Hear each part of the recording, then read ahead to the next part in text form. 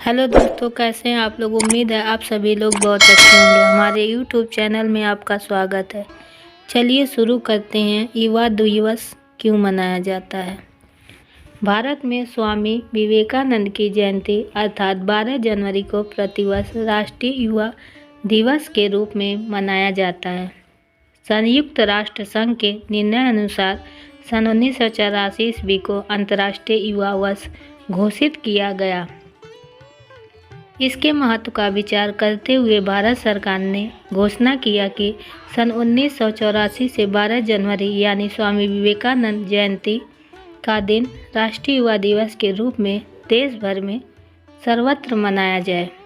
ऐसा अनुभव हुआ कि स्वामी जी का दर्शन एवं स्वामी जी के जीवन तथा कार्य के पश्चात निहित उनका आदर्श यही भारतीय युवकों के लिए प्रेरणा का बहुत बड़ा स्रोत हो सकता है। इस दिन देश भर के विद्यालयों एवं महाविद्यालयों में तरह तरह के कार्यक्रम होते हैं, रैलियां निकाली जाती हैं, योगासन की स्पर्धा आयोजित की जाती है, पूजा पाठ होता है, व्याख्यान होते हैं, विवेकानंद साहित्य की प्रदर्शनी लगती है। स्वामी विवेकानंद का जन्म 12 जनवरी 1863 को कलकत्ता में हुआ था। इनके बचपन का नाम नरेंद्र नाथ दत्त था। स्वामी विवेकानंद नाम इनके गुरु रामकृष्ण परमहंस ने दिया था। अमेरिका के शिकागो में आयोजित विश्व धर्म सम्मेलन में आपने भारत की ओर से सनातन धर्म का प्रतिनिधित्व किया तथा वेदांत दर्शन का प्रसार पूरे विश्व में किया। इन्होंने समाज के सेवा कार्य के लिए रामकृष्ण मिशन की स्थापना की। अपने गुरु श्री रामकृष्ण परमहंस के नाम से स्वामी जी ने रामकृष्ण मिशन की स्थापना की, जो आज भी बढ़ चढ़कर सामाजिक कार्यों में हिस्सा लेते हैं। प्रेरणा के अपार स्रोत स्वामी विवेकानंद की कही एक एक बात हमें ऊर्जा से भर देती है। अपने अल्प जीवन में ही इन्होंने पूरे विश्व पर भारत और हिंदुत्व की गहरी छाप छोड़ दी थी।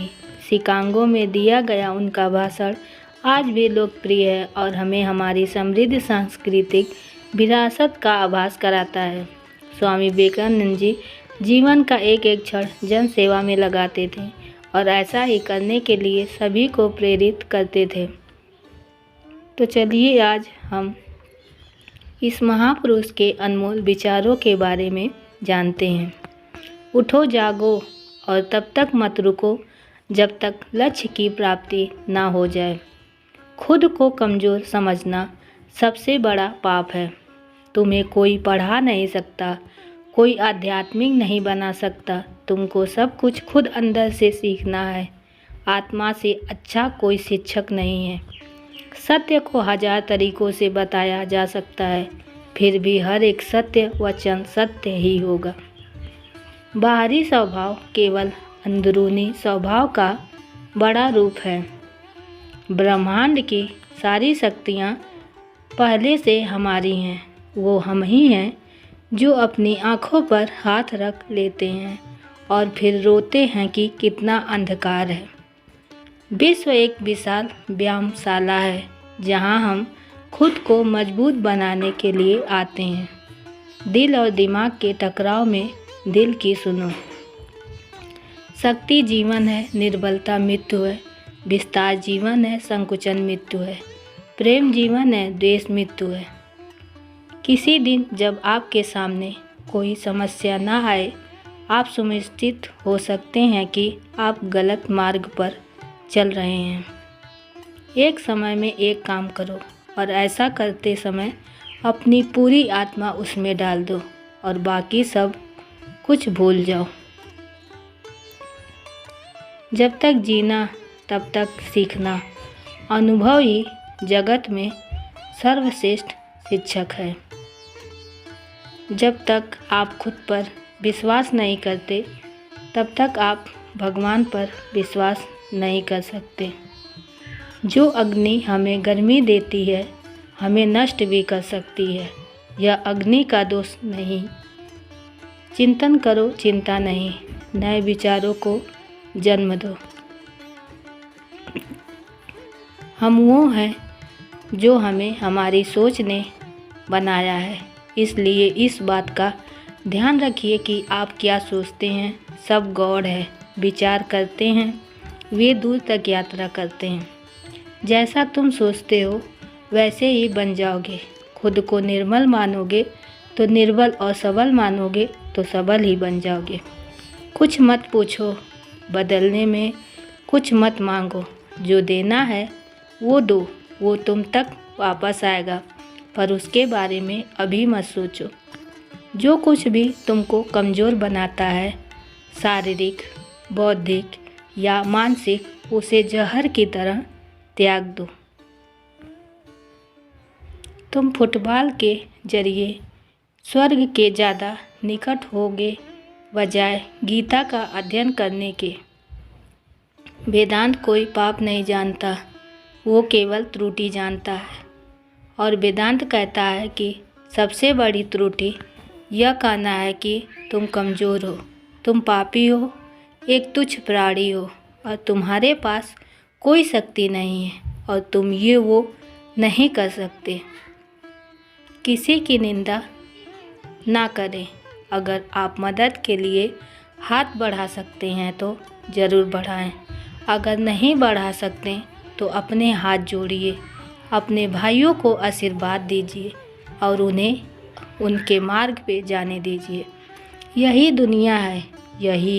यदि तुम किसी का उपकार करो तो लोग उसे कोई महत्व नहीं देंगे, किंतु ज्यों ही तुम उस कार्य को बंद कर दो, वे तुरंत तुम्हें बदमाश प्रमाणित करने में नहीं हिचकिचाएंगे।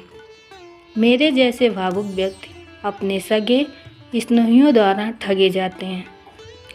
सच्ची सफलता और आनंद का सबसे बड़ा रहस्य यह है, वह पुरुष या स्त्री जो बदले में कुछ नहीं मांगता।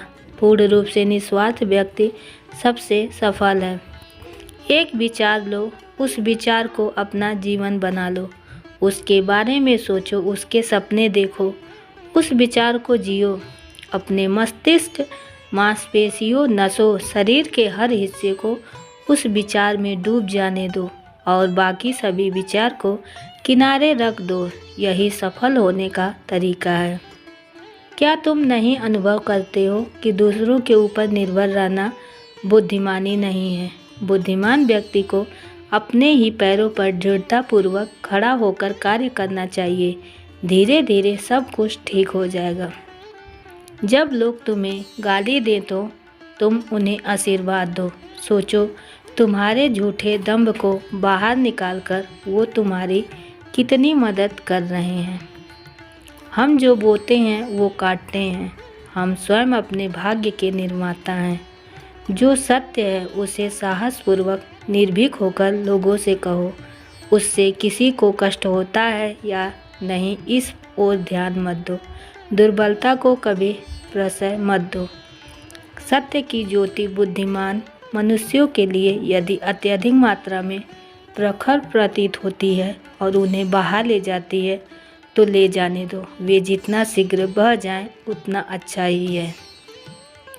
यदि स्वयं में विश्वास करना और अधिक विस्तार से पढ़ाया और अभ्यास कराया गया होता तो मुझे यकीन है कि बुराइयों और दुख का एक बहुत बड़ा हिस्सा गायब हो गया होता। उठो मेरे शेरों, इस भ्रम को मिटा दो कि तुम निर्बल हो। तुम एक अमर आत्मा हो, स्वच्छंद जीव हो, धन्य हो, सनातन हो। तुम तत्व नहीं हो, ना ही शरीर हो। तत्व तुम्हारा सेवक है, तुम तत्व के सेवक नहीं हो। प्रेम विस्तार है, स्वार्थ संकुचन है, इसलिए प्रेम जीवन का सिद्धांत है। वह जो प्रेम करता है जीतता है, वह जो स्वार्थी है मर रहा है। इसीलिए प्रेम के लिए प्रेम करो, क्योंकि जीने का यही एकमात्र सिद्धांत है। वैसे ही जैसे कि तुम जीने के लिए सांस लेते हो। सबसे बड़ा धर्म है अपने स्वभाव के प्रति सच्चे होना। स्वयं पर विश्वास करो।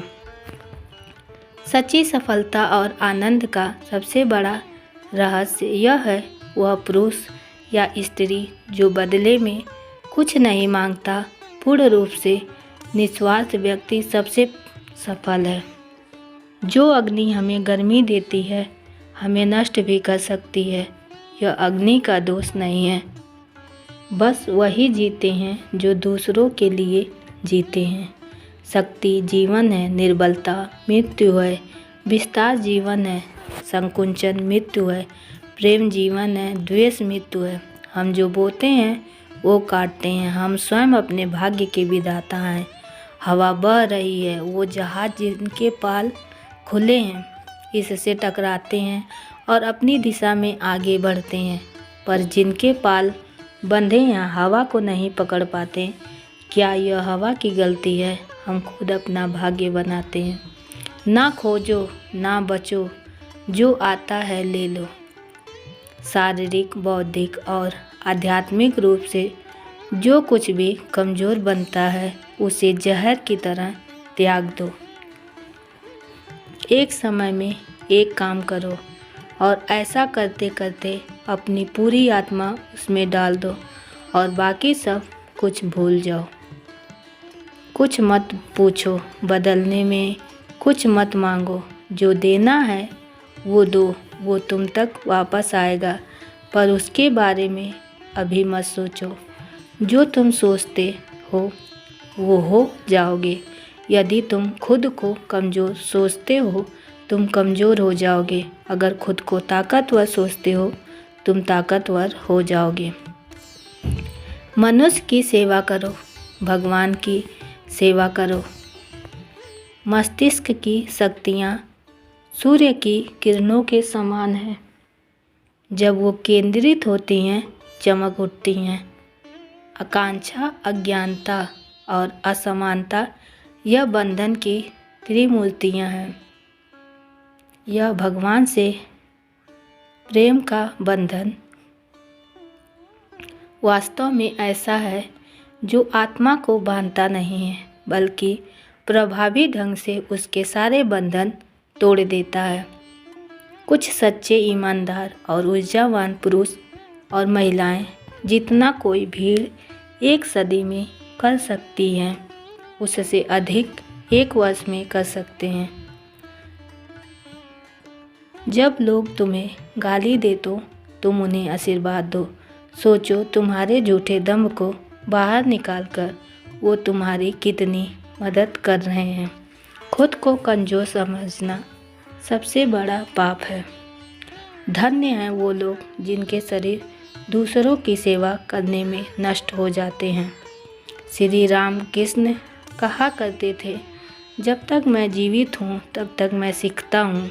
वह व्यक्ति या वह समाज जिसके पास सीखने को कुछ नहीं है, वह पहले से ही मौत के जबड़े में है। उम्मीद है आपको हमारी वीडियो पसंद आई होगी। पसंद आई है तो एक लाइक ज़रूर करें और चैनल पर नए हैं तो चैनल को सब्सक्राइब ज़रूर करें और नोटिफिकेशन बेल ज़रूर दबाएं ताकि अगली अपडेट सबसे पहले आपको मिले। धन्यवाद।